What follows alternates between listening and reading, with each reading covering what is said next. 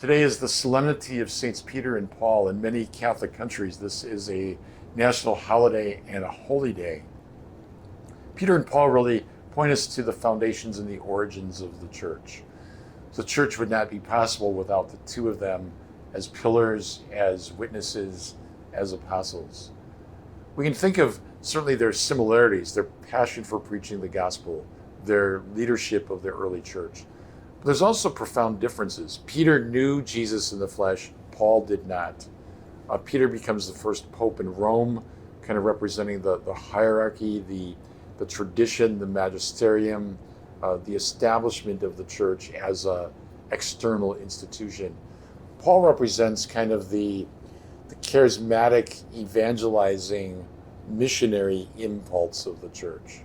So if Peter is all about holding the church together and creating an institution that's going to support the vast work of proclaiming the gospel, Paul is the one out there doing the preaching, doing that missionary service to the entire world, especially to the Gentiles.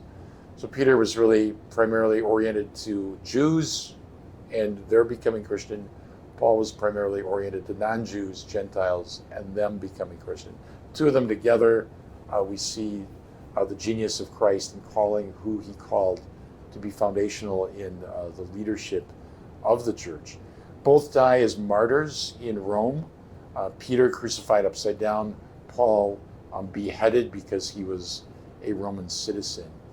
But in both of them, we see the impulse of the apostolic call, that like them, each of us in our own way are called to give ourselves completely to the Lord. And even though Peter denied Jesus, and even though Paul persecuted the church, the Lord forgives them, reconciles them, and commissions them in these primary roles of leadership.